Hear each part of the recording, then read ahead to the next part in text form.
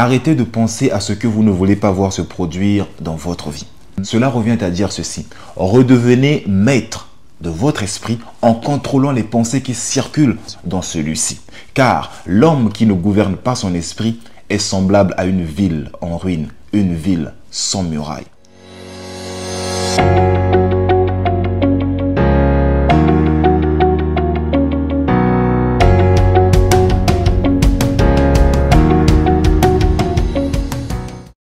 Salut à vous, très chère étincelle divine. J'espère que vous allez merveilleusement bien, tout comme moi, ça ne change pas. Qui plus est, je me sens toujours aussi parfaitement divin.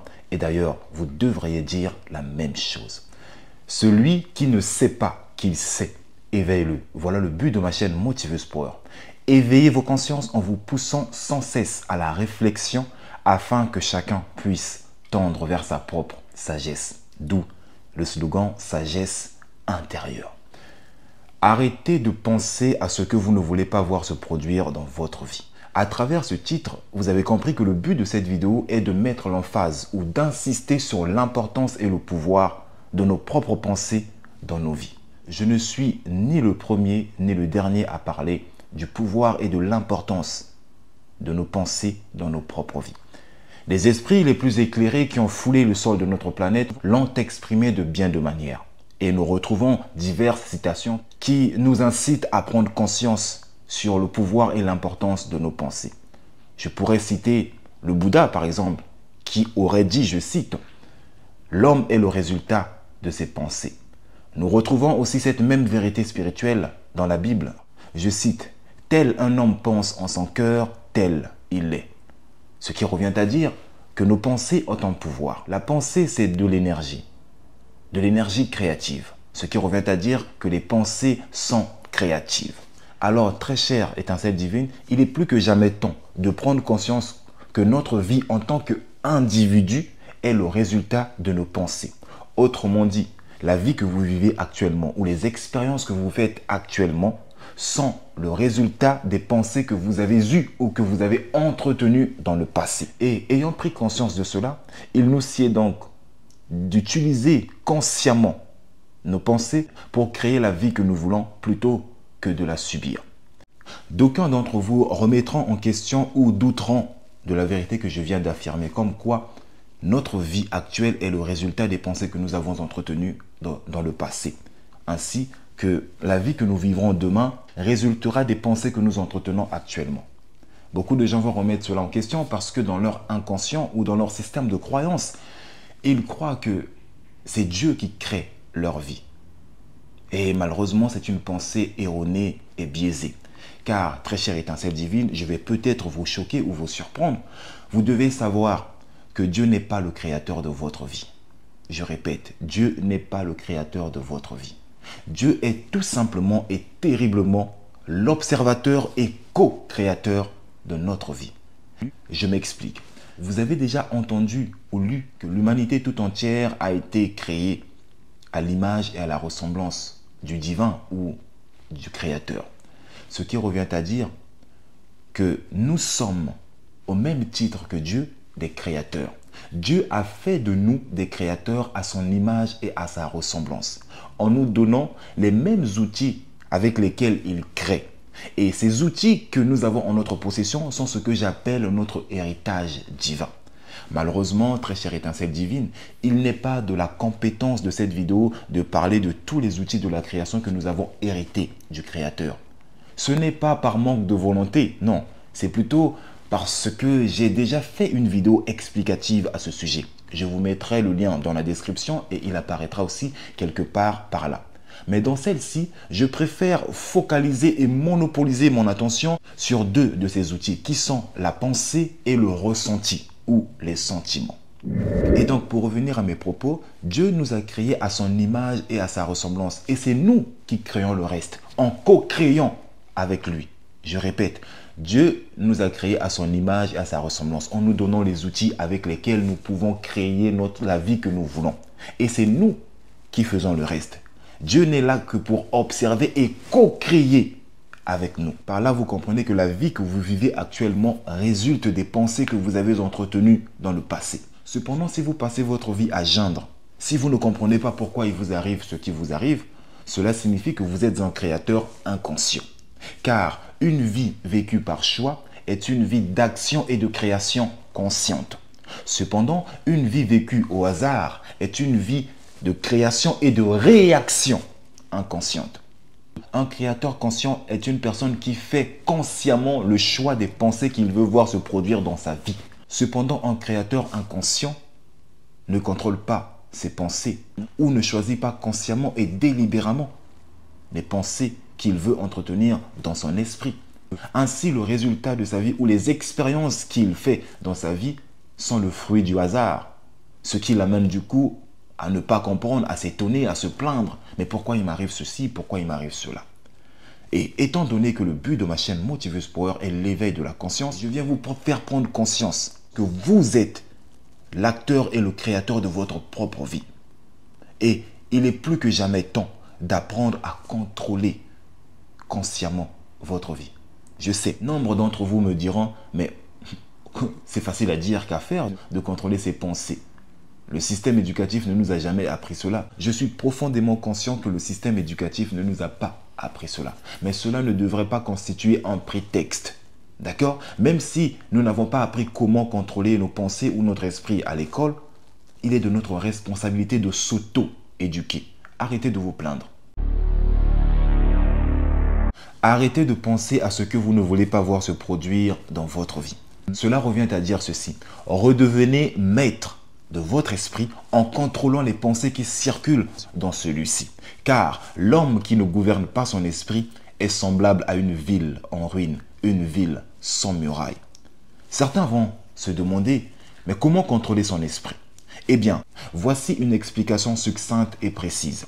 Le contrôle de son esprit se produit en deux étapes.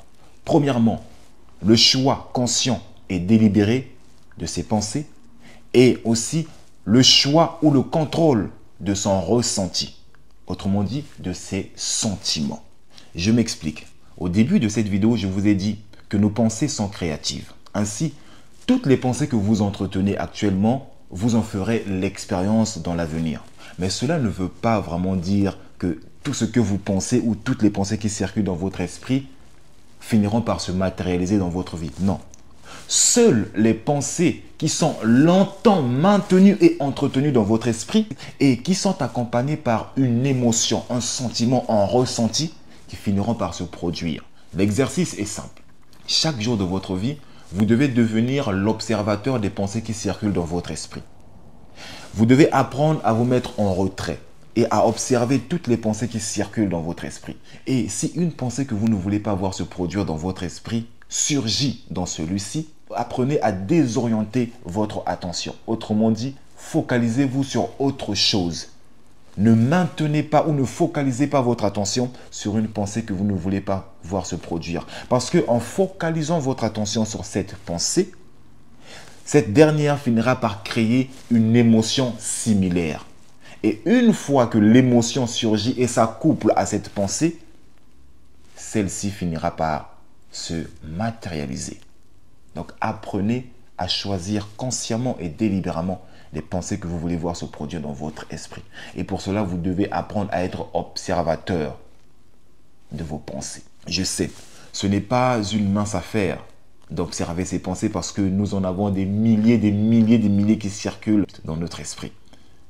Certains d'entre vous me diront, mais c'est une tâche fastidieuse et chronophage. J'ai autre chose à faire que de contrôler les pensées qui circulent dans mon esprit. Jadis, j'étais comme vous. Je pensais que c'était impossible. Jusqu'à ce que je m'attelle à la tâche pour réaliser que oui, au fait, c'est possible. Mais pour y parvenir, vous devez commencer. Il faut faire un premier pas. Vous devez commencer. Aussi petit soit-il, vous devez commencer. J'avoue qu'au début, ce n'était pas facile pour moi de surveiller mes pensées. Mais à force de pratiquer, j'ai fini par m'habituer. J'ai atteint une certaine maîtrise. Pas la maîtrise parfaite, une certaine maîtrise. Au moment où je vous parle, s'il y a une pensée que je ne choisis pas, qui circule dans mon esprit, je sais comment me défocaliser, c'est-à-dire désorienter mon attention.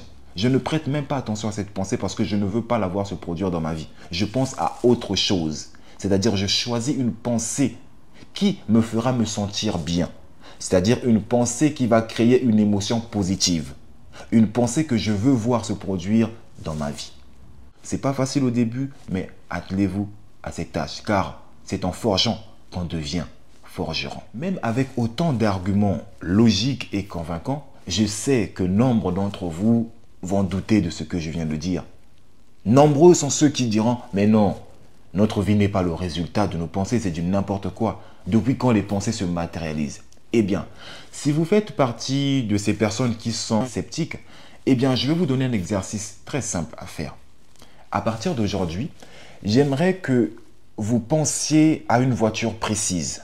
Pensez à une Mercedes classe A rouge, ou à une Audi, ou à une BMW, peu importe la marque de la voiture. Ayez vraiment une idée claire et précise de la voiture et de la marque. Pensez-y et pendant que vous y pensez, ressentez de la joie comme si cette voiture vous appartenait. Et faites cela pendant 3 à 4 jours.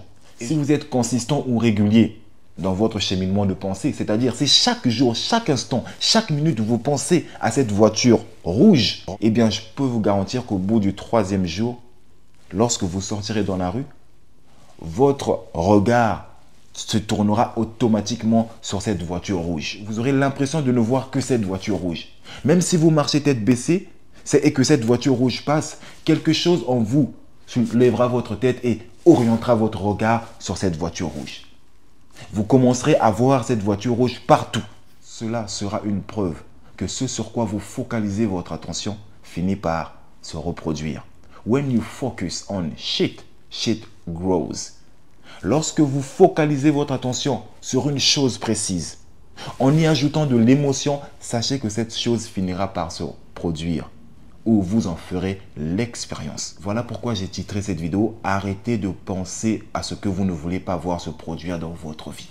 Vous voulez avoir une santé parfaite, de bonnes relations, une bonne partenaire ou un bon partenaire? Vous voulez avoir de bons enfants? Vous voulez que votre vie change? Alors, commencez par changer l'ensemble de vos pensées. Et cela commence par le contrôle de son esprit. Le contrôle de son esprit consiste à choisir consciemment et délibérément les pensées que vous voulez voir se produire dans votre esprit. Et ainsi, le ressenti correspondant. Ce n'est pas une tâche facile, je l'avoue, mais ce n'est pas non plus impossible. Alors, très chère étincelle divine, écoute ceci. Au lieu de te plaindre, oui, c'est difficile, je ne pourrai pas contrôler mes pensées, c'est une tâche fastidieuse et chronophage, patati, patata. Mets-toi plutôt au travail. Comme l'a dit Goethe, quoi que tu rêves d'entreprendre, commence-le, car l'audace a du génie, du pouvoir et de la magie. Il est possible de contrôler ses pensées et son ressenti. Si ce n'était pas possible, Dieu ne nous aurait pas donné le pouvoir d'être maître de nos propres vies. Si Dieu a fait de vous et moi des créateurs, cela signifie que nous avons en nous le pouvoir et la capacité de contrôler notre esprit. Autrement dit, de choisir consciemment et délibérément nos pensées et notre ressenti afin d'être des créateurs conscients de notre propre vie. Alors, pensez-y. Arrêtez de penser à ce que vous ne voulez pas voir se produire dans votre vie et commencez à penser à ce que vous voulez voir se produire dans votre vie. Commencez à penser avec émotion, avec ressenti à toutes les choses que vous voulez expérimenter dans cette vie-ci, à tout ce que vous voulez créer dans votre expérience en tant qu'individu. Pensez-y. Et si cette vidéo vous a touché, ne la gardez pas pour vous-même, très chère étincelle divine. Ne soyez pas égoïste. Partagez-la plutôt tout autour de vous afin qu'elle touche et bénisse d'innombrables âmes qui sont en quête de telles connaissances. Et pour cela, sachez que je vous suis infiniment, mais infiniment reconnaissant. Et d'ailleurs, n'oubliez pas de vous abonner pour plus de contenu impactant, motivant, inspirant et qui vous aide à devenir qui et ce que vous choisissez d'être chaque jour de votre vie afin d'actualiser le meilleur de vous-même. Et quant à moi, je vous dis à la prochaine vidéo et que Dieu vous bénisse. Ciao, ciao, ciao.